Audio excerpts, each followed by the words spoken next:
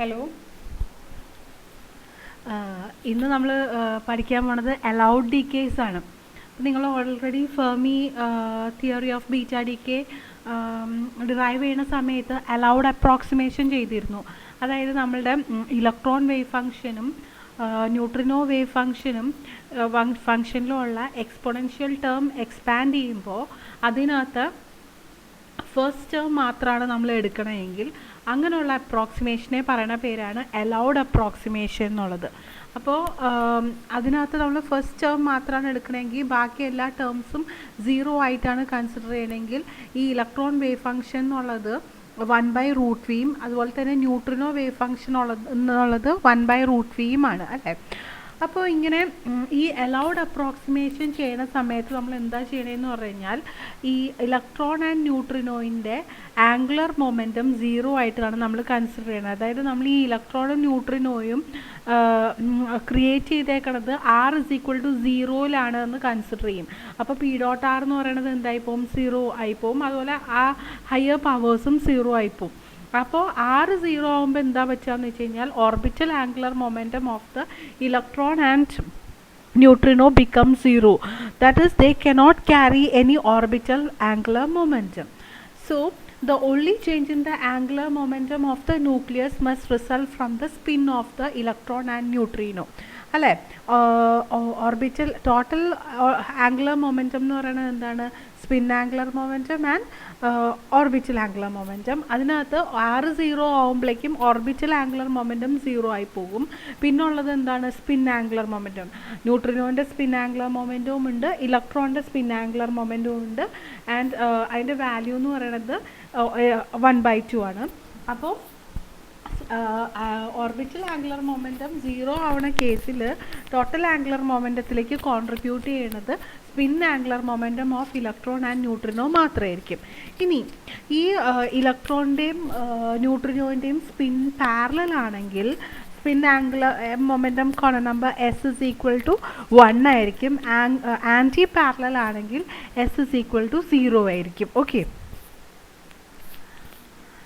ഇനി L=0, that is orbital angular momentum 0 ആയി പോണ ഡീക്കേസിനെ നമ്മൾ വിളിക്കുന്ന പേരാണ് allowed decays.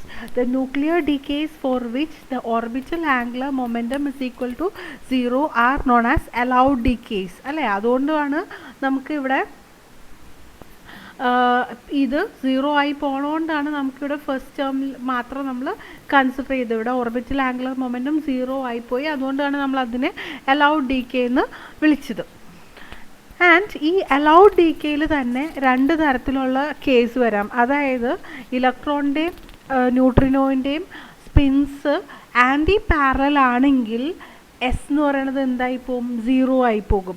അങ്ങനെയുള്ള ഡീക്കേ S=0 ടൈപ്പിനെ വിളിക്കുന്ന പേരാണ് ഫെർമി ഡീക്കേ. ആൻഡ് ഇലക്ട്രോണിൻ്റെയും ന്യൂട്രിനോൻ്റെയും സ്പിൻസ് പാരലൽ ആണെങ്കിൽ S എന്താകും? 1 ആകും. അങ്ങനെയുള്ള ഡീക്കേനെ വിളിക്കുന്ന പേരാണ് ഗാമോ-ടെല്ലർ ഡീക്കേ. ഓക്കെ. അപ്പോൾ അങ്ങനെ വരുമ്പോഴേക്കും അലൗഡ് ഡീക്കേസ് തന്നെ 2 തരത്തിലുണ്ട്. എന്താണ്? അലൗഡ് ഫെർമി ഡീക്കേയും ഉണ്ട്, അലൗഡ് ഗാമോ-ടെല്ലർ ഡീക്കേയും ഉണ്ട്. ഓക്കെ. നമുക്കിനി ഇത് ഡീറ്റെയിൽ ആയിട്ട് നോക്കാം. ഇപ്പോൾ എന്താ പറയണതെന്ന് വെച്ച് കഴിഞ്ഞാൽ if the spins are anti parallel in the allowed approximation, spins are anti-parallel, which means that S=0, allowed approximation, which means that L=0. അങ്ങനെ വരുമ്പോഴേക്കും ടോട്ടൽ ആംഗുലർ മൊമെൻറ്റം J=L+ ആണ്. 0 + 0 = 0. അപ്പോൾ ഈ കേസിൽ എന്തായി? J=0 എന്നായി. ഇനി നമ്മൾക്ക് അറിയാം ടോട്ടൽ ആംഗുലർ മൊമെൻറ്റം, അതായത് ന്യൂക്ലിയർ സ്പിൻ എന്നാണ് നമ്മൾ പറയുക അല്ലേ. Initial nuclear spin should be equal to the final nuclear spin. അപ്പോൾ ഇനീഷ്യൽ ന്യൂക്ലിയർ സ്പിൻ എന്ന് പറയുന്നത് എന്തായിരിക്കും? നമ്മളുടെ പാരന്റ് ന്യൂക്ലിയൈൻ്റെ ന്യൂക്ലിയർ സ്പിൻ ആയിരിക്കും ഇനീഷ്യൽ ന്യൂക്ലിയർ സ്പിൻ എന്ന് പറയുക. ഫൈനൽ ന്യൂക്ലിയർ സ്പിൻ എന്ന് പറയുന്നതിനകത്ത് ആരൊക്കെ വരും? ഡോട്ടർ ന്യൂക്ലിയസ് വരും, ന്യൂട്രിനോ വരും, ഇലക്ട്രോൺ വരും. അപ്പോൾ ID stands for the nuclear spin of the daughter nucleus and J stands for the total angular momentum of the electron and neutrino. Okay. അപ്പോൾ ഇവിടെ when the spins are anti-parallel in the allowed approximation, this j is equal to 0, which means that II is equal to ID, nuclear spin of the initial or parent nucleus is equal to the nuclear spin of the daughter nuclei. ഇനി നമ്മൾ delta I is defined as modulus of II minus ID which is equal to 0. അപ്പോൾ നമുക്ക് delta I is equal to 0 എന്ന് കിട്ടി. ഏത് കേസിൽ? when the spins are anti-parallel in the allowed approximation. ഇനി നമ്മൾ സെക്കൻഡ് കേസ് കൺസിഡർ ചെയ്യാണ്. if the spins are parallel in the allowed approximation. Parallel എന്ന് പറഞ്ഞാൽ എന്താണ്? S is equal to 1 അല്ലേ? ആൻഡ് allowed approximation എന്ന് പറയുമ്പോഴേക്ക് എന്ത് വെച്ചും L is equal to 0. അപ്പോൾ J എന്തായി? 0 plus 1 is equal to 1. And therefore nuclear spin of the initial state is equal to nuclear spin of the daughter nucleus plus J whose value is equal to 1. II is equal to ID plus 1, or delta I is equal to modulus of II minus ID is equal to 1. Okay. അപ്പോൾ spins parallel in the allowed approximation spins parallel ആയിട്ട് വരുമ്പോൾ delta I is equal to 1 ആണ്. allowed approximation spins anti parallel ആയിട്ട് വരുമ്പോൾ delta I is equal to 0. now the parity നമ്മൾ നേരത്തെ തന്നെ പഠിച്ചിട്ടുണ്ട്. parity is defined as -1 raised to L where L is the value of orbital angular momentum അല്ലേ? ഇവിടെ നമ്മളുടെ allowed approximationൻ്റെ കേസിൽ എല്ലിൻ്റെ വാല്യൂ എന്ന് പറയുന്നത് എന്താണ്? 0 ആണ്. അപ്പോൾ ഡെൽറ്റ പൈ എന്താവും? -1 raised to 0 is equal to 1. അപ്പോൾ നമ്മൾക്ക് അറിയാം delta pi is equal to -1 raised to L is equal to 1 ആണെങ്കിൽ which means that there is no change in parity. if this is equal to -1 there is a change in parity എന്നാണ് അതിൻ്റെ അർത്ഥം അല്ലേ? അപ്പോൾ ഈ കേസിൽ നമുക്ക് എന്താ കിട്ടുക? Delta pi is equal to 1 കിട്ടി, which means that there is no change in parity. that is the parities of the initial and the final states must be identical. okay, so we can conclude the selection rule for allowed beta decay combining the case where the spins are parallel as well as anti-parallel. രണ്ടും കൂടി combine ചെയ്താണ് എഴുതുന്നത്. Delta I is equal to 0,1 and parity change delta pi is equal to no, which means that there is no change in parity. so this is the selection rule for allowed beta decay. now comes the forbidden decays. Okay, അപ്പോൾ അപ്പോൾ നിങ്ങൾ നോക്കുമ്പോഴേക്ക് forbidden decay എന്ന് പറഞ്ഞാൽ എന്താണ്? Forbidden ഒരിക്കലും നടക്കാത്ത decays അങ്ങനത്തെ ഉള്ള അർത്ഥത്തിലല്ല വരുന്നത്. ഇപ്പം എന്ന് പറഞ്ഞു കഴിഞ്ഞാൽ ഈ ഒരു ന്യൂക്ലിയസിന് ഏറ്റവും എളുപ്പത്തിൽ ഡീക്കേ ചെയ്യാവുന്നത് അലൗഡ് ഡീക്കേ വഴിയാണ്. പക്ഷെ ചില കേസിൽ എന്ത് വെച്ചു എന്ന് പറഞ്ഞു കഴിഞ്ഞാൽ അലൗഡ് ഡീക്കേ നമ്മൾ നേരത്തെ പറഞ്ഞിരുന്നു. അലൗഡ് ഡീക്കേ നമ്മൾ കൺസിഡർ ചെയ്യുമ്പോഴേക്കും ആ ന്യൂക്ലിയർ മെട്രിക്സ് എലമെൻറ്റ് 0 ആയി പോണ കേസുകൾ ഉണ്ടാകാം. അപ്പോഴേക്കും നമുക്ക് എന്ത് ചെയ്യേണ്ടി വരും? ഫസ്റ്റ് ആൻഡ് സെക്കൻഡ് ടേംസ് ഒക്കെ കൺസിഡർ ചെയ്യേണ്ടി വരും എന്ന് പറഞ്ഞു അല്ലേ? അപ്പോൾ അങ്ങനെയുള്ള കേസിലാണ് എന്ത് വരുന്നത്? ഫോർബിഡൻ ഡീക്കേസ് വരുന്നത്. അപ്പോൾ ഫോർബിഡൻ ഡീക്കേസ് എന്ന് പറഞ്ഞു കഴിഞ്ഞാൽ ഒരു ഫോർബിഡൻ ആയിട്ടുള്ള ഡീക്കേ എന്നല്ല, the decays which are usually less probable than allowed ഡീക്കേസിനെയാണ് നമ്മൾ എന്ത് പറയുക? Forbidden decay. the probability for forbidden decay to occur is very less compared to the allowed decay. അങ്ങനെയുള്ള ഡീക്കേനെയാണ് നമ്മൾ എന്ത് പറയുക? ഫോർബിഡൻ ഡീക്കേ എന്ന് പറയുക. ഇനി എന്താ വെച്ചാൽ if the allowed matrix elements happens to vanish, the forbidden decays are the only ones that can occur. നമ്മൾ ഫെർമി തിയറി ഡിറൈവ് ചെയ്ത സമയത്ത് ഒരു MFI നമ്മൾ ഡിഫൈൻ ചെയ്തിരുന്നു. അതിനെന്താ പറഞ്ഞത്? ന്യൂക്ലിയർ മെട്രിക്സ് എലമെൻ്റ് ആണെന്ന് പറഞ്ഞു. അപ്പോൾ നമ്മൾ അലൗഡ് അപ്രോക്സിമേഷൻ എടുക്കുന്ന സമയത്ത് ന്യൂക്ലിയർ മെട്രിക്സ് എലമെൻറ്റ് വാനിഷ് ആകുവാണെങ്കിൽ നമുക്ക് എന്ത് ചെയ്യേണ്ടി വരും? ആ ഫസ്റ്റ് ടേം മാത്രമല്ല, 1 എന്ന് പറയുന്ന ടേം അല്ല, അടുത്ത ടേമിനെയും കൂടി കൺസിഡർ ചെയ്യും. അതായത് I into P.R/H കട്ട്. അപ്പോൾ ഞാൻ പറഞ്ഞു ആ ഫസ്റ്റ് ടേമിനെയാണ് നമ്മൾ കൺസിഡർ ചെയ്യണമെങ്കിൽ അത് നമ്മൾ എന്താ പറയുക? First forbidden decay. ചില കേസിൽ എന്ത് പറ്റും? ആ 1 ആൻഡ് ആ സെക്കൻഡ് ടേമും കൂടി വരുമ്പോഴും ആ ന്യൂക്ലിയർ മെട്രിക്സ് എലമെൻറ്റ് 0 ആയി പോകും. അപ്പോൾ നമുക്ക് ആ തേർഡ് ടേം കൺസിഡർ ചെയ്യേണ്ടി വരും. അതിനെയാണ് നമ്മൾ സെക്കൻഡ് ഫോർബിഡൻ ഡീക്കേ എന്ന് പറയണമെന്നൊക്കെ പറഞ്ഞിരുന്നു അല്ലേ. അപ്പോൾ അങ്ങനെയുള്ള കേസിലാണ് എന്ത് വരുന്നത്, ഫോർബിഡൻ ഡീക്കേസ് നമ്മൾ കൺസിഡർ ചെയ്യുക. അപ്പോൾ forbidden decays are those decays which are usually less probable than allowed decays. അപ്പോൾ അലൗഡ് ഡീക്കേസും ഫോർബിഡൻ ഡീക്കേസിനൊക്കെ പറ്റി എപ്പോഴും ക്വസ്റ്റ്യൻസ് ചോദിക്കുന്നതാണ്. അപ്പോൾ അത് മനസ്സിലാക്കി പോവുക, സിലക്ഷൻ റൂൾസ് മനസ്സിലാക്കുക. ഇനി the most frequent occurrence of a forbidden decay is when initial and final states have opposite parities and thus the selection rule for allowed decay is violated. Okay, അതായത് എന്താണെന്ന് വെച്ച് കഴിഞ്ഞാൽ ഇനി നമ്മൾ പറഞ്ഞു അലൗഡ് ഡീക്കേയിൽ എന്താണ് പാരിറ്റി ചേഞ്ച് ഇല്ല എന്ന് പറഞ്ഞു. ഇനീഷ്യൽ സ്റ്റേറ്റിൻ്റെ പാരിറ്റിയും ഫൈനൽ സ്റ്റേറ്റിൻ്റെ പാരിറ്റിയും സെയിം ആണ്. അങ്ങനെയുള്ള കേസാണെങ്കിൽ അത് അലൗഡ് ഡീക്കേ ആണ്. പക്ഷെ ചില സമയത്ത് എന്താ വെച്ചാന്ന് പറഞ്ഞു കഴിഞ്ഞാൽ ഇനീഷ്യൽ സ്റ്റേറ്റിൻ്റെയും ഫൈനൽ സ്റ്റേറ്റിൻ്റെയും ഓപ്പോസിറ്റ് പാരിറ്റീസ് ആണ് ഉള്ളത്. അപ്പോൾ എന്താണ് അവിടെ പാരിറ്റി ചേഞ്ച് വന്നു അല്ലേ. അപ്പോൾ അലൗഡ് ഡീക്കേയുടെ സിലക്ഷൻ റൂള് വയലേറ്റഡ് ആയി. അപ്പോൾ നമുക്ക് എന്ത് കൺസിഡർ ചെയ്യേണ്ടി വരും, ഫോർബിഡൻ ഡീക്കേ കൺസിഡർ ചെയ്യേണ്ടി വരും. അപ്പോൾ എല്ലിൻ്റെ വാല്യൂ ഓടായിട്ട് വന്നാൽ മാത്രമേ അല്ലേ. നമ്മൾ പാരിറ്റി എങ്ങനെയാണ് ഡിഫൈൻ ചെയ്യണത്, -1/L എന്നാണ് ഡിഫൈൻ ചെയ്യണത്. അപ്പോൾ എല്ലിൻ്റെ വാല്യൂ ഓടായിട്ട് വന്നാൽ മാത്രമേ അവിടെ എന്ത് വരുള്ളൂ, change in parity between the initial and final state സംഭവിക്കുകയുള്ളൂ. അപ്പം പാരിറ്റി ചേഞ്ച് വന്ന സമയത്ത് ഓഡ് വാല്യൂസ് ഓഫ് എൽ ഉള്ള ഡീക്കേസ് നമ്മൾ കൺസിഡർ ചെയ്യേണ്ടി വരും. Okay,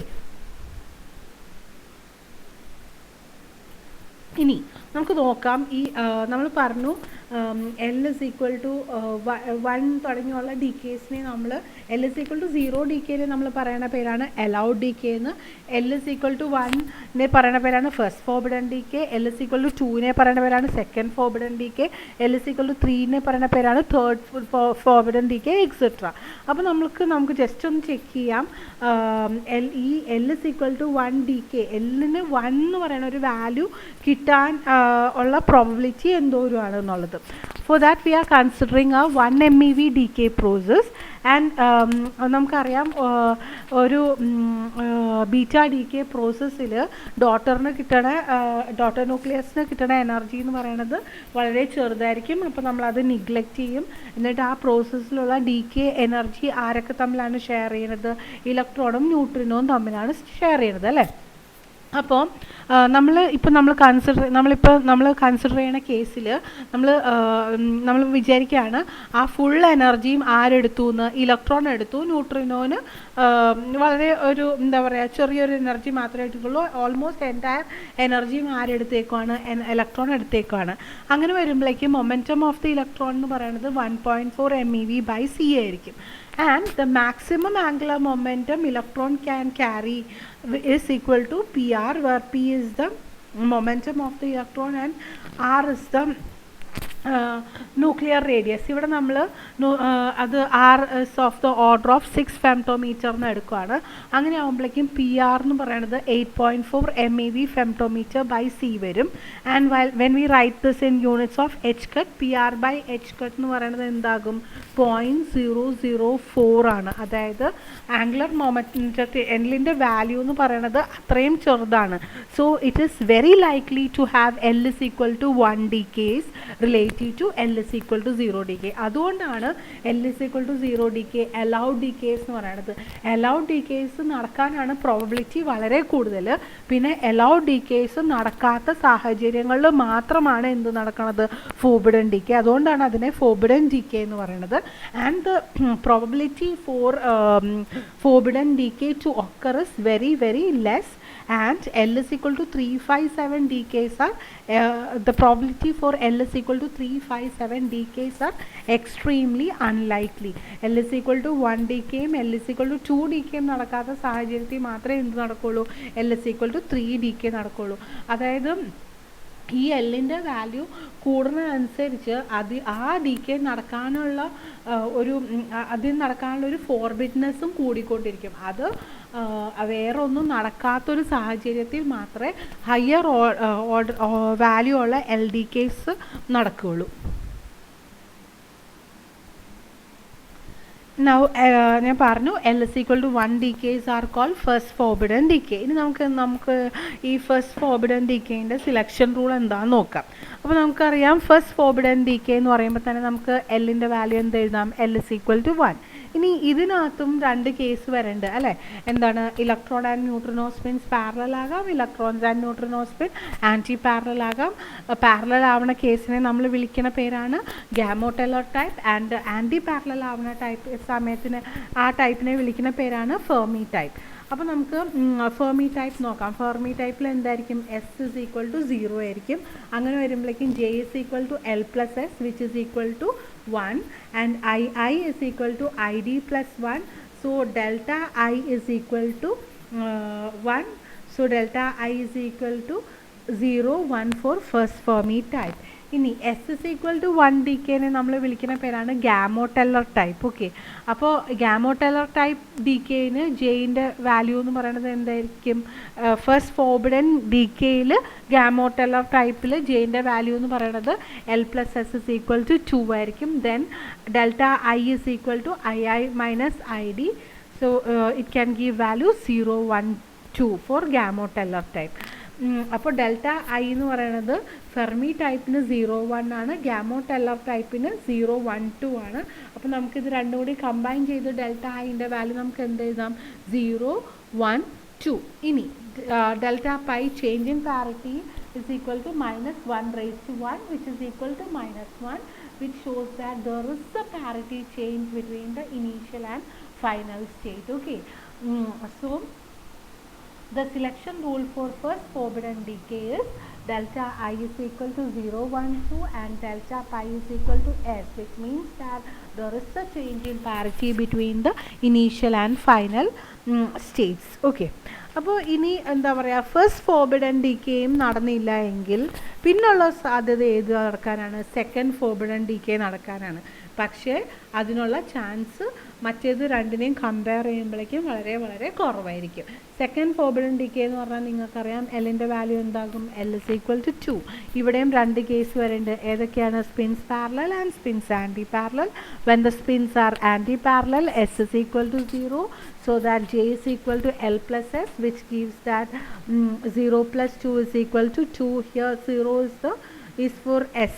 Okay, so delta I is equal to 0, 1, 2, and for the case S is equal to 1, J is equal to L plus S, giving J value 3. So delta I is equal to 0, 1, 2, 3.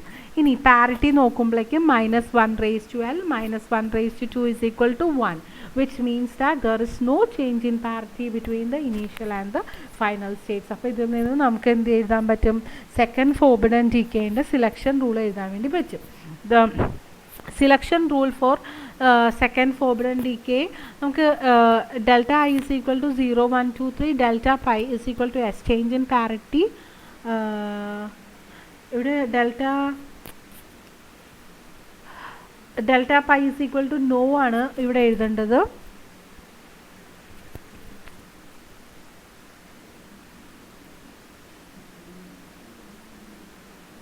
Delta pi is equal to no. Okay, അപ്പോൾ selection rule for ഇനി നമ്മൾ നോക്കുമ്പോഴേക്കും delta I is equal to 0, 1 delta pi is equal to no. ഇത് നമ്മൾ already കണ്ടിട്ടുണ്ട്. എവിടെയാണ് കണ്ടേക്കണത്? Allowed decay അല്ലേ?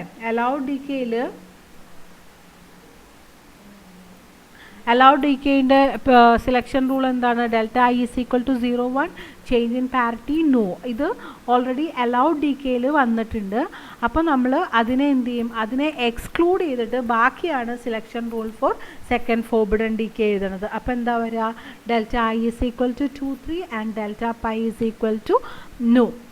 സോ അപ്പോൾ അത് കഴിഞ്ഞു. ഇനിയിപ്പോൾ എന്താ നമ്മൾ കൺസിഡർ ചെയ്യാൻ പോകുന്നത്? Third forbidden decay. Second forbidden ഡിക്കേയും നടക്കണില്ല എന്ന് വരുന്ന സമയത്ത് സെക്കൻഡ് ഫോർബിഡൻ ഡിക്കേൻ്റെ കണ്ടീഷൻസും വയലേറ്റ് ചെയ്യുകയാണ്, അല്ലെങ്കിൽ അതിൻ്റെ സിലക്ഷൻ റൂൾസും വയലേറ്റ് ചെയ്യുന്ന സമയത്താണ് വരെയുള്ള ഇത് കാര്യങ്ങൾ നടക്കണില്ലെങ്കിൽ മാത്രമാണ് എവിടേക്ക് പോവുക?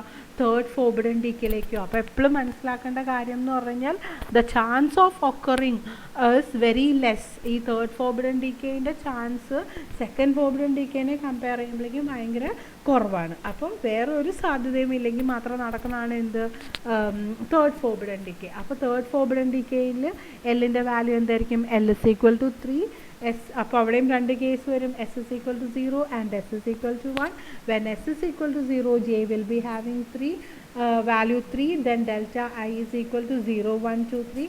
When S is equal to 1, J will be having value 4, so delta I is equal to 0 1 2 3 4. Now let us check the parity change. Delta pi is equal to minus 1 raised to 3, which is equal to minus 1, which means that there is a change in parity. Okay, അപ്പം delta ഐൻ്റെ value എന്താ വരിക, delta രണ്ടും കൂടി combine ചെയ്യുമ്പോഴേക്കും നമുക്ക് എന്താ എഴുതാൻ പറ്റുക, delta I is equal to 0 1 2 3 4. Delta pi is equal to change in parity is equal to yes. അപ്പം അത് കമ്പൈൻ ചെയ്ത് നമുക്കിങ്ങനെ എഴുതാം. പക്ഷേ delta I is equal to 0 1 2 and delta pi is equal to yes നമ്മൾ ഓൾറെഡി കണ്ടു. എവിടെയാണ്, selection rule for first forbidden decay അല്ലേ. അപ്പോൾ ഇത് ഫസ്റ്റ് ഫോർബിഡൻ ഡീക്കേൻ്റെ സെലക്ഷൻ റൂളിൽ വരുന്നതായതുകൊണ്ട് തേർഡ് ഫോർബിഡൻ ഡീക്കേയുടെ സെലക്ഷൻ റൂൾ എഴുതുമ്പോഴേക്കും ഇതിനെ എക്സ്ക്ലൂഡ് ചെയ്തിട്ട് ബാക്കിയുള്ളതിനെ നമുക്ക് കൺസിഡർ ചെയ്താൽ മതി. So selection rule for third forbidden decay is delta I is equal to 3 4 and delta pi change in parity is equal to yes. Okay, and in very unusual circumstances even fourth forbidden decay L is equal to 4 may also occur. അവിടെയും എന്താ പറയുക, L is equal to 4 ആയിരിക്കും. എസ്സിന് രണ്ട് condition വരും, S is equal to 0 and S is equal to 1. അപ്പം അത് നമ്മൾ എഴുതുമ്പോഴേക്കും നമുക്ക് ഡെൽറ്റ ഐൻ്റെ വാല്യൂ കിട്ടും, ഡെൽറ്റ പൈൻ്റെ വാല്യൂ കിട്ടും. അതിൽ ഓൾറെഡി നമ്മൾ സെലക്ഷൻ റൂളിൽ എഴുതിയേക്കുന്നതിൻ്റെ വാല്യൂ എക്സ്ക്ലൂഡ് ചെയ്ത് കഴിഞ്ഞാൽ നമുക്ക് കിട്ടുന്ന selection rule for fourth forbidden decay എന്ന് പറയുന്നത് delta I is equal to 4 5 and delta pi that is change in parity no എന്നാണ്.